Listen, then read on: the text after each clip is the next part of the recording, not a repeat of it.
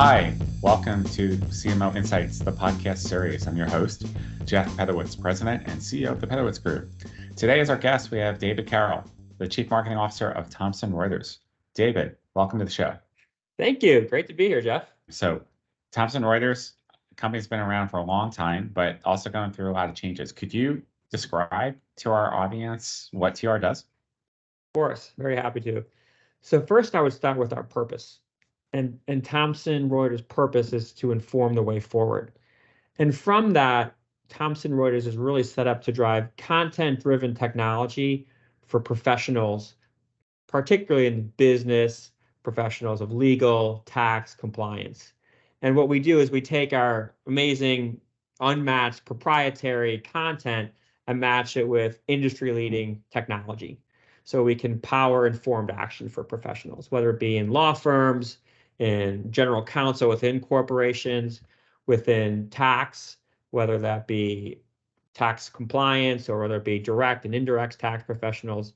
We're always looking to innovate for professionals across the world and institutions. TR is really big company. You have probably a tremendous amount of responsibility, I would imagine. And my understanding is you guys are going through, like many companies, a transformation. Tell us about it. What's driving it, and what are the plans? Yeah, no, great. TR is great. It is a big company, about 26,000 people.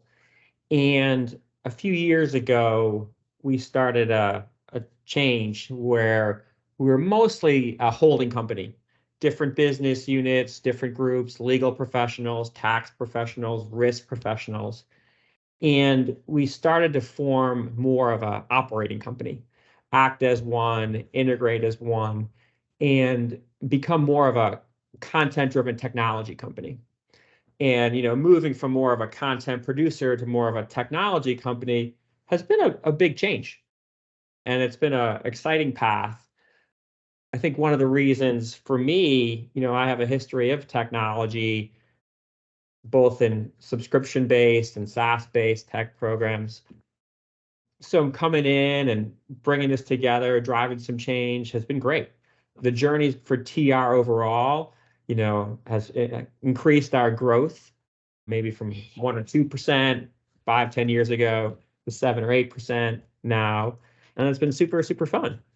And so along the way, then how's that drive marketing? So what changes are you implementing in marketing to support that transformation? Well, one, I would say we're moving towards an operating company. So, before I joined, or I guess when I joined, we had very siloed groups. And across the company, we've been on a journey to change this. But for marketing specifically, our legal groups was organized this way. Our tax group was organized similar but different. Processes were different. Go-to-markets were different. And one of the things I've been working on is to create a one marketing group. So more of a enterprise go-to-market, centralized in some degree, but also decentralized in key areas, but really driving expertise and more specialization, more scale when we can get it. So kind of bringing the teams together for one. And then two, I would say really building on how do we operate more like a technology company, whether looking at customer lifecycle or go to market, using our partners. Just one recent example, we had an AI launch just a few weeks ago, and one of our key aspects is we integrated with Microsoft, and we were on the keynote with Satya, talked about TR as a great plugin for their AI work around Microsoft 365 Copilot, and going to market and talking about that more has been great for us. We're also looking to integrate marketing campaigns better. In our recent AI launch, we brought together partners and product announcements, PR. We had over 250 PR mentions, bigger, better marketing. We're actually on the front page of Wall Street Journal today as it happens. So just thinking a little differently. I think building and innovating on where we've been has been part of the marketing journey as well. So it's a combination of operating differently as well and go to market differently. and it's been super exciting. I think, moving quicker, some of the timelines are faster as we seek to launch, and making sure we keep some of the great work and what we've done in the past, but just look at hey, where can we do more? What can we innovate? It is exciting. I'm curious along the way. I mean, you guys are obviously moving pretty quickly, especially for a company of your size and your legacy. Any challenges just with people and integration and then changing that mindset? I would say there's always challenges. I think one, balancing speed with traditional ways of operating and checking all the box. I think there's pros and cons to every one, but I think as you move faster, you have a little more ambiguity. You're maybe get over your skis in some areas. But it's actually been super energizing. So we started talking about generative AI on our earnings call in early May, and we said, hey, we're going to spend 100 million each year for the next several years on AI. And that has kicked off, a bigger push on the marketing front. And we've definitely had to work faster. The team has been amazing, by the way. I want to give a huge shout out to the team in all areas. But I would say it's challenged, to your question, our process. How do you condense it? How do you get it going faster? We've been pushing more videos. So how do we show videos of what the future of our product could be? We're also, as we move into more product launches, talking about our products, getting customers excited about them ahead of when the official, general availability is. And I think, that's not just challenge, but maybe it's a change. So I definitely think, the challenges on the speed and the changes, but I gotta say the team has really responded and excited. It's kind of like you're on the cutting edge. People get revved up, they dive in, tons of work. But we're kind of constantly looking to say, how can we, I use the word increase our clock speed, and it's something you push on.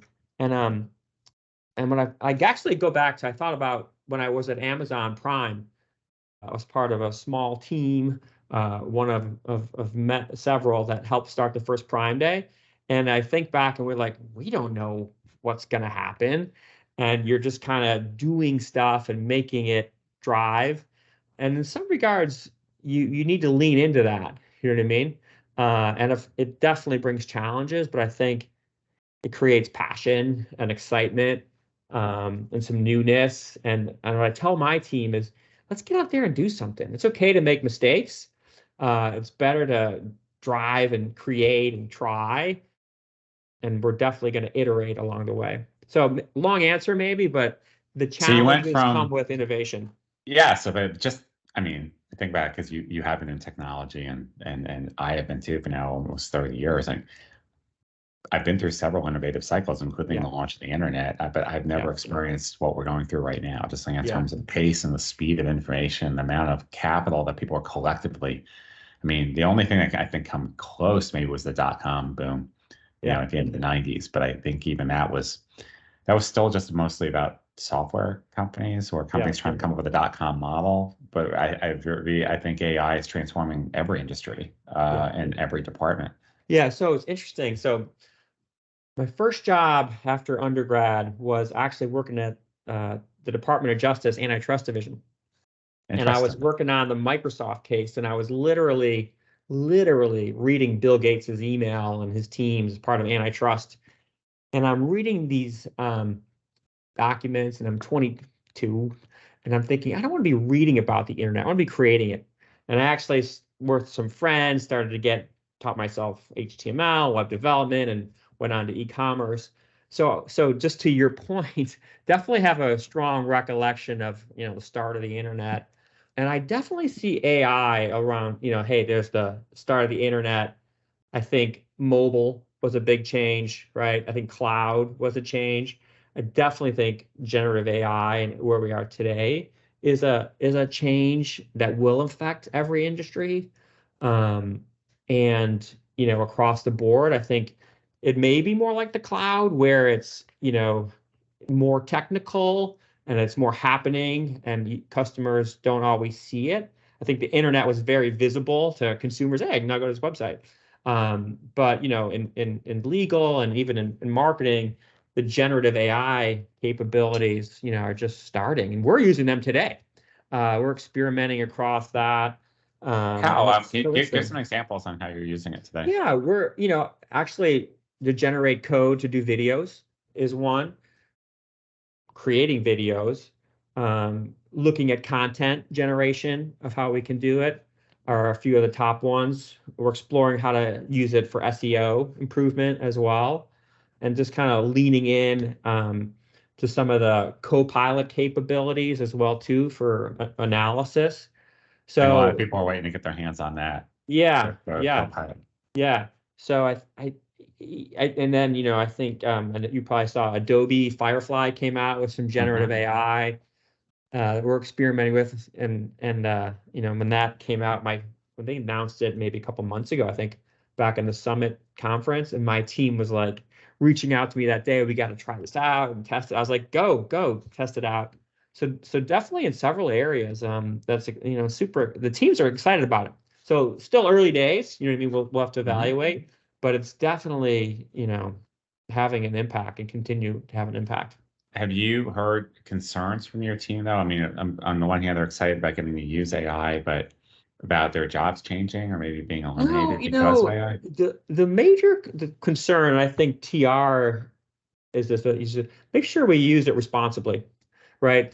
We have for TR, we have trust principles, we have ethical AI, our view on that, and just bringing it back to my team in marketing. I've heard more like, hey, let's make sure we use it responsibly.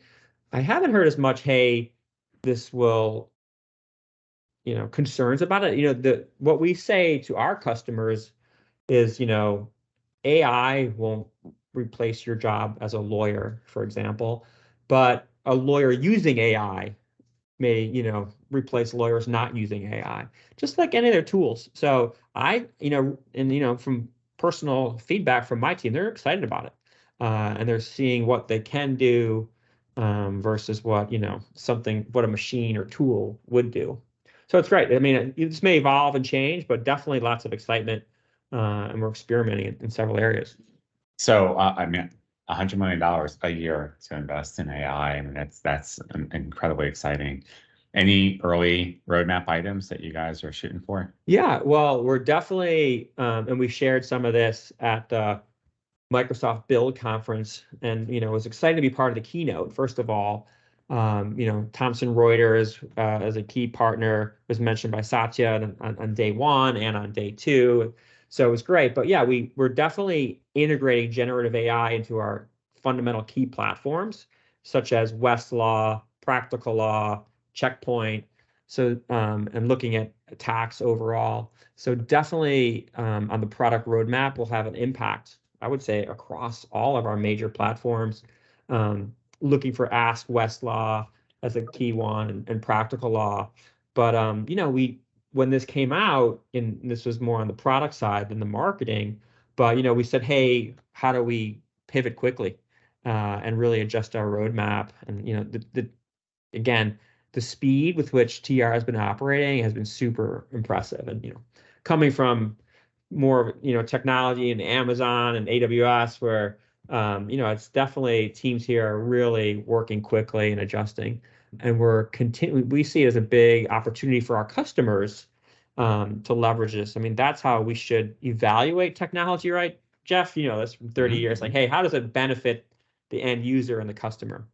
And we've said, hey, we have great use cases, which we put on our website. We shared at the Microsoft conference we were part of, to say, hey, these are how our products will benefit by generative AI.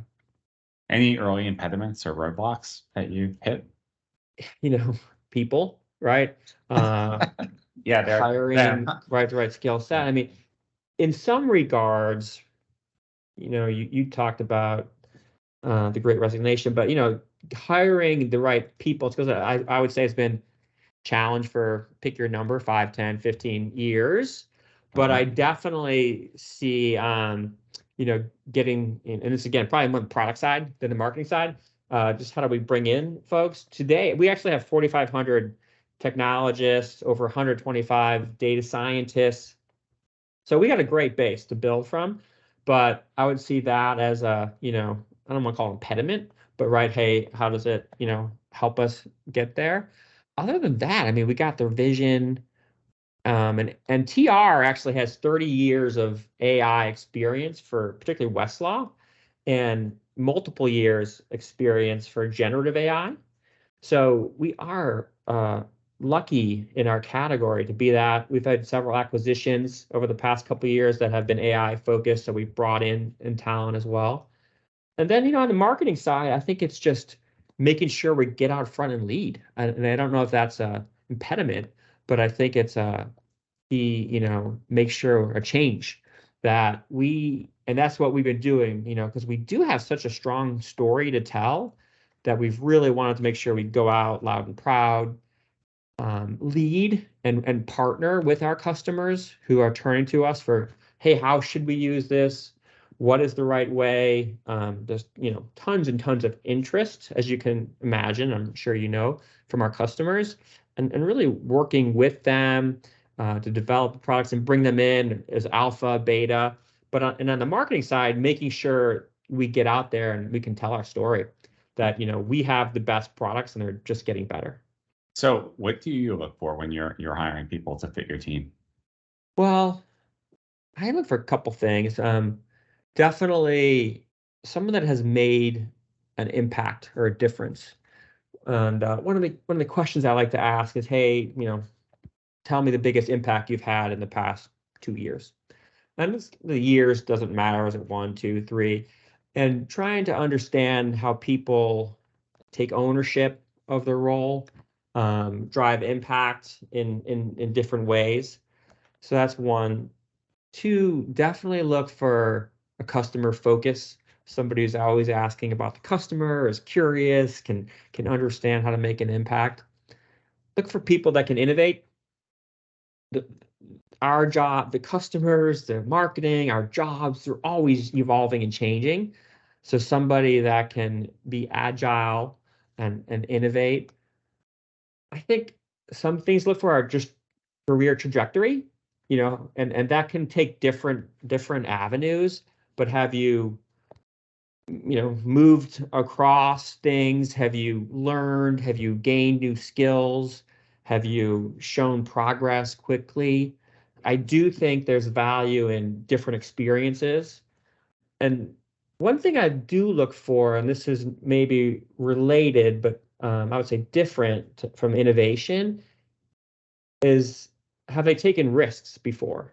And I look back on myself, I mentioned earlier my first job as an antitrust division. Hey, one of the best decisions I've made in my 30 plus year career is just teaching myself HTML and diving into technology. It's something I was just really interested in, didn't study it per se. I've moved across the country from Boston to Seattle to go work at Amazon, different type of risks. And there's all different type of risks, but I think putting yourself out there, you know what I mean, and going for it is I would say so important.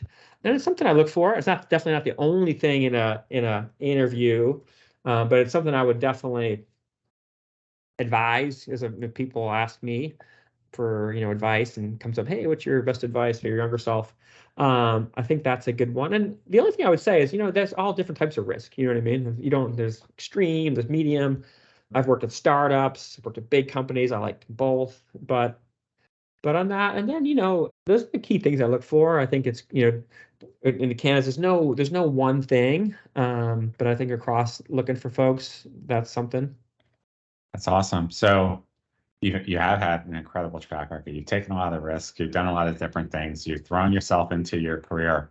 All that being said, if you went back to your younger self, for that person that was working at the antitrust, what advice would you give him? I would say take some risks. And again, I would caveat it, hey, but I think I've taken some. There's probably others I can see, hey, maybe I should have taken that. And the other thing I would say is move around. You know what I mean? Whether it's within a company or in different type of roles, like even at Amazon, I was in Amazon Prime, then I went to AWS. Very, similarities, but differences. You get different experiences. I think you grow.